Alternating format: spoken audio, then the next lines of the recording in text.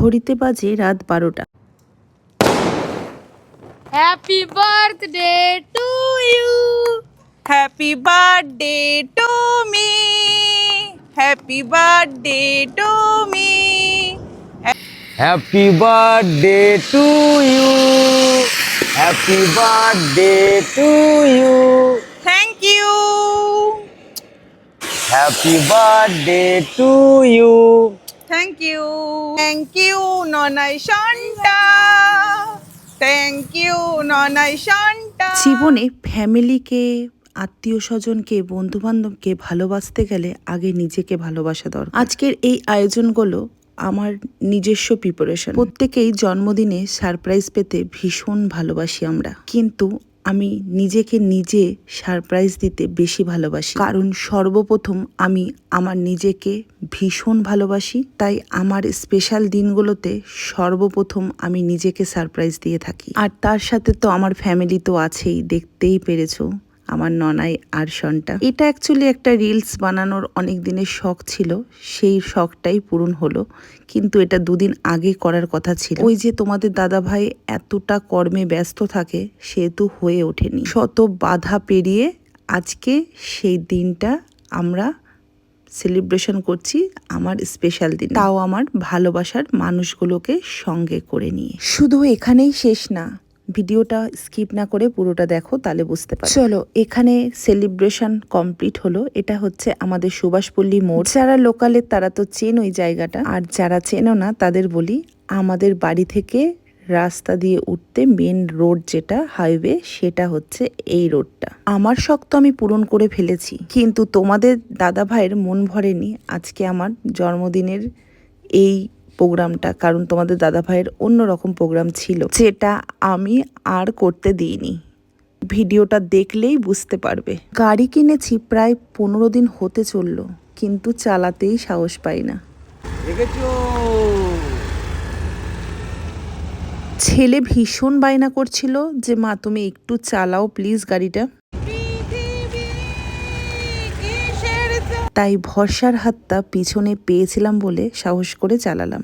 চলে এসেছি বাড়িতে, এসে আবার ড্রেস চেঞ্জ করলাম, করে এখন যাব বাপের বাড়িতে। বাপের বাড়ির রাস্তায় একটা ভিডিও শুট করার আছে, সঙ্গে থাকো আর দেখতে থাকো। 3 দিন আগে ছেলে আর বাবা বাজারে গিয়ে শিঙ্গি মাছ নিয়ে এসেছিল আমার মায়ের জন্য, সেগুলো ঢুকিয়ে নিল ছেলে। ফাইনালি চলে এসেছি বাপের বাড়িতে। আর এদিকে দেখো 38 আটা দিয়ে লিখেছি, আর এদিকে গাড়িটাকে সুন্দর করে ডেকোরেশন করে নিয়েছি। এরপর শুরু হবে শ্যুট। এই দেখো, যদিও এই শ্যুটগুলো তোমরা দেখে ফেলেছো শর্টসে, তো তবুও আমি একটুখানি জাস্ট দিলাম ব্লগে, কারণ অনেকেই আছে যারা ব্লগ দেখে তারা হয়তো আমার শর্টস দেখে না। এখন রাত্রির প্রায় 1:30 বাজে, রাস্তা শুনশান বলেই এই ভিডিও শ্যুটটা করতে পারলাম। আর একটা কথা তোমাদের সাথে একটু শেয়ার করি, আমরা যা সারাদিনে ভেজালে খাবার খাই, আমাদের লংজিভিটি আমাদের ঠাকুমা দাদুদের মতন কখনোই হবে না। তাই যতটা পারবে নিজের যত স্বপ্ন আছে সেই স্বপ্নগুলোকে চেষ্টা করবে খুব তাড়াতাড়ি পূরণ করে নেওয়ার। তোকেই ব্লগে নেবো, আগে তোকেই ব্লগে নেবো। দেখো ওর গেট আপ। আমরা বার্থডে কেক খাচ্ছি গাইস। এনে না, এটা নিয়ে নে তুই। দি দাও। এই তোমাকে দিন, একটু খাও অল্প। এনে ঘুমিয়ে রাজা তো মা নিয়ে ঘুমিয়ে থাক। ঘুমাই না।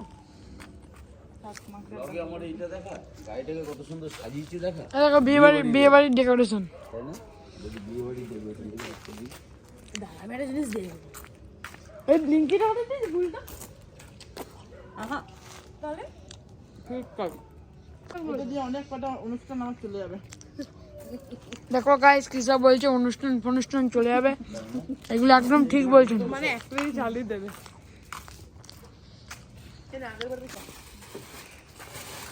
গাইস আমাদের গিফট আমি আনবক্স করে নিয়েছি, কারণ অনলাইনে বিশ্বাস নেই কি না কি দিয়ে দেবে। Happy birthday. Thank you. তোমার এইমাত্র বলছিলি ক্যামেরায় আসবি না। এই নাই না, নাইলে এইভাবে হতো না। চলো টাটা। এখন বাজে 9:30। এখানে আমি ডাল সিদ্ধ বসিয়েছি, এখানে দেখো আলু বসিয়েছি ভাজতে, আর এই যে মাংস, আর এদিকে পেঁয়াজ কাটা, মশলা বাটা। আজকে আশ্রয়হীন মা বাবাদেরকে একটু খাওয়াবো, যেহেতু আমার বার্থডে সেই উপলক্ষে। বন্ধুরা, আমি স্নান করে চলে এসেছি।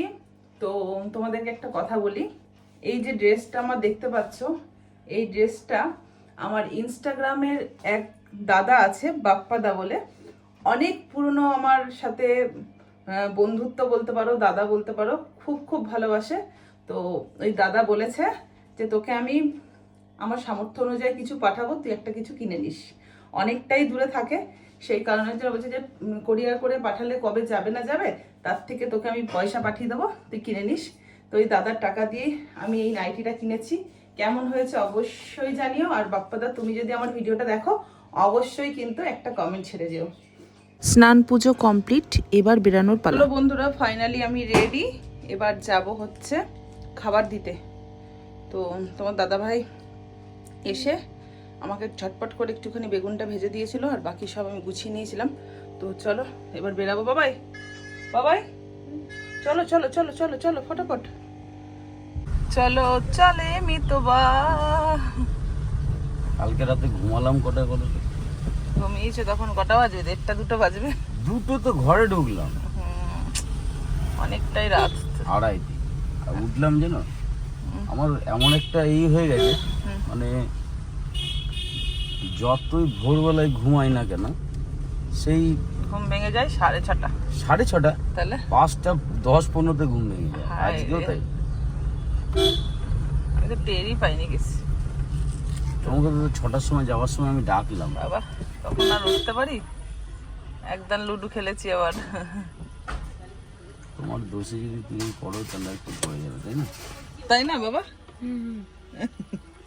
তুমি তো ঘুমিয়ে গেছিলে। চলো, অনেক টাইম হয়ে গেল আজকে। সব দিক মেনটেন করতে গেলে এটাই ব্যাপারটা হয়, আর কিছু করার নেই। বন্ধুরা, চলে এসেছি আমরা, দেখো আজকে স্টেশনে। এখানে সবাই রয়েছে, এখানে জমিয়ে সবাইকে দিয়ে আজকে আমার বার্থডে পার্টিটা সেলিব্রেশন হবে। আর এটার প্রোভাইড করছে হচ্ছে মিস্টার সন্টা। বাবা, কি ভাত খাবে মাংস দিয়ে? হাত তোলো, কে মাংস দিয়ে ভাত খাবে? হাত তোলো, হাত তোলো। মাংস দিয়ে ভাত খাবি? খাবি? চল নিয়ে আসি আমি খাবার। এই তোমরা সব বসে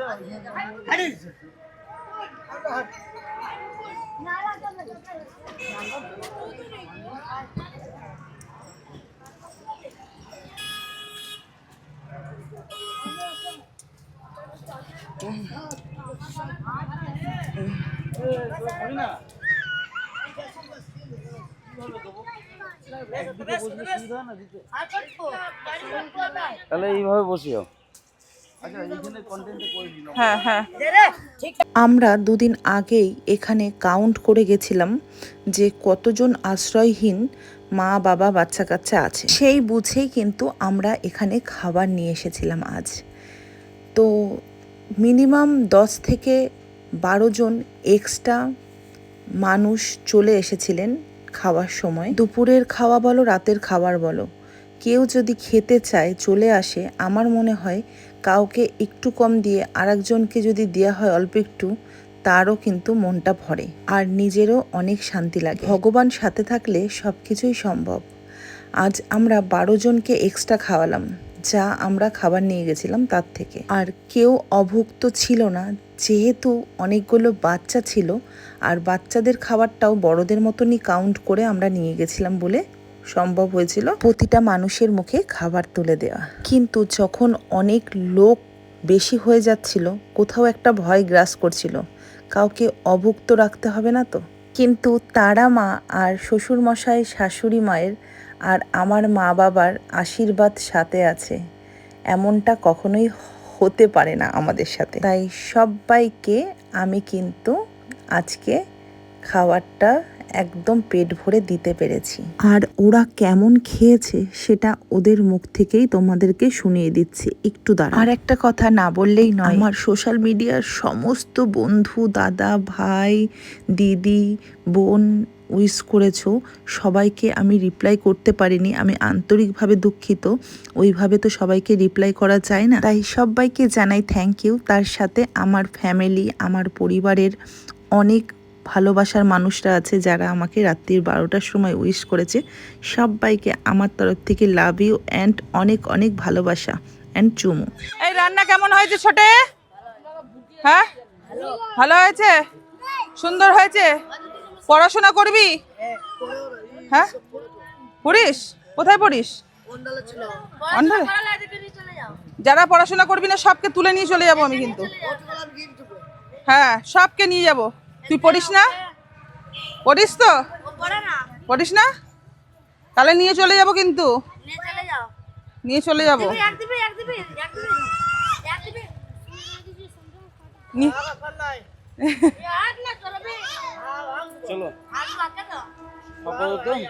খাবার দাবার দেওয়া কমপ্লিট, ওদের রিভিউ নিয়ে নিয়েছি, সবাই বলছে ভালো হয়েছে। ভালো হয়েছে, হ্যাঁ ঠিক আছে। পড়াশোনা যদি করিস সবার জন্য গিফট নিয়ে আসবো আমি।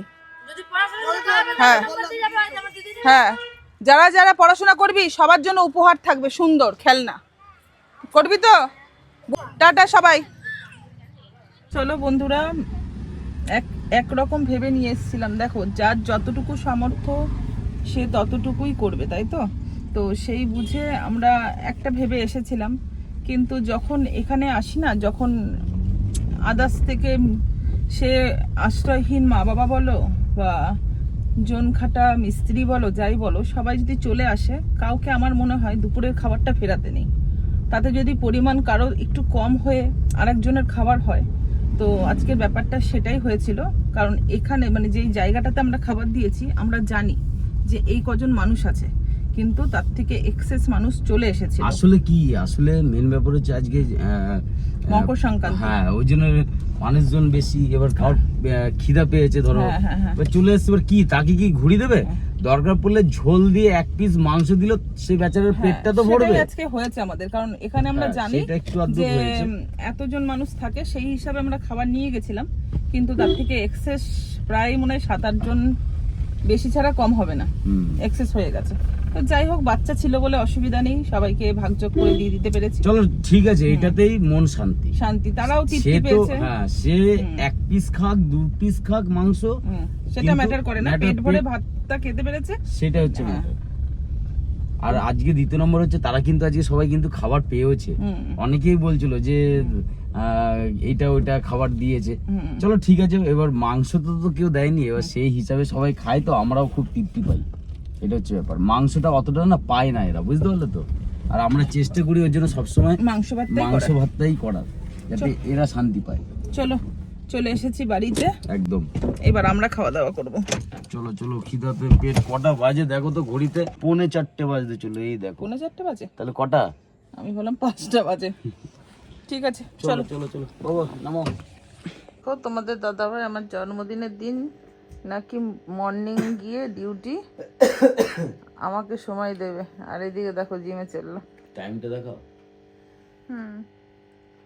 এখন কটা বাজে? এখন বাজে 7:30, 6:30 নাকি? 5:30 বাজতে চলো। 5:30, ভুল বললাম।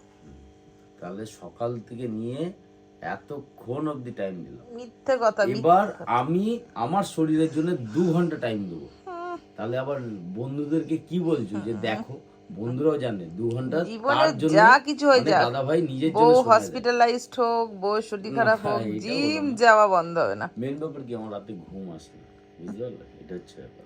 নেশা সব থেকে এখন বেশি প্রায়োরিটি হয়ে যাচ্ছে, তাই জিম। তাড়াতাড়ি যেগুলো আছে তোমার প্ল্যাটফর্মের কাজ কমপ্লিট করো, রাত্রেবেলা দেখছি। বন্ধুরা, এখন ঘড়িতে বাজে হচ্ছে 8:05 বাকি। তোমাদের দাদা ভাই একটা প্রোগ্রাম সেট করে রেখেছিল, যেটা হচ্ছিল যে সন্ধ্যাবেলাতে মানে রাত্রেবেলায় আমরা এতে যাব, রেস্টুরেন্টে খাওয়া দাওয়া করতে।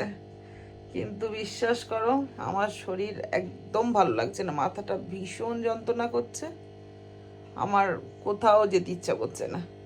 সেই কারণের জন্য আমি বললাম, যদি দেখো এখন অনেকটা রাত হয়ে গেছে, তো সব দোকানগুলো এখন বন্ধ হয়ে গেছে, আমাদের এদিকে তো হয়ে গেছে, এবার যদি খুঁজতে হয় তাহলে খুঁজে খুঁজে দেখতে হবে কোথায় খোলা আছে। আমি একটু মটন কষাও, ওই দিয়ে ভাত খাবো। আমার এখন আর এই ঠান্ডার মধ্যে কম্বলের তলা থেকে বেরিয়ে রেস্টুরেন্টে যাওয়ার মতো সত্যি বলছি আর বল নেই। এখনো মোবাইলের ব্লগ এডিট করা হয়নি, তাই আজকে আর যাওয়া হবে না। আমি এই প্রোগ্রামটা অন্য সময় করব, তাও ভালো, আজকে আমি পারবোই না। রেস্টুরেন্টে গেলে হয়তো সেজে গুজে বেশ সুন্দর কিছু সেলফি তুলতে পারতাম, একটু ভ্যারাইটিস খাবারও খেতে পারতাম, কিন্তু অ্যাকচুয়ালি আমার ফেভারিট ডিশ হচ্ছে মাটন, তাও সেটা যদি বরের হাতের রান্না হয়। আশা করি যারা খেতে জানো তারা আশা করি মাটনটা দেখে বুঝতেই পারছো কতটা টেস্ট হতে পারে। 3 জন মানুষ খাবো, 2.5 কেজি মাংস নিয়ে এসছে, কোনো মানেই হয় না। গরম গরম ভাত, কষা কষা মাংস, চলো গাইস, গরম গরম ভাত, কষা কষা মাংস দিয়ে আর সাথে ভূমিদিরা লাইনে। তার মধ্যে ভূমিদির এখন কলে লাইন আছে। ওকে দেখাবো আর খাবো, দেখাবো আর খাবো।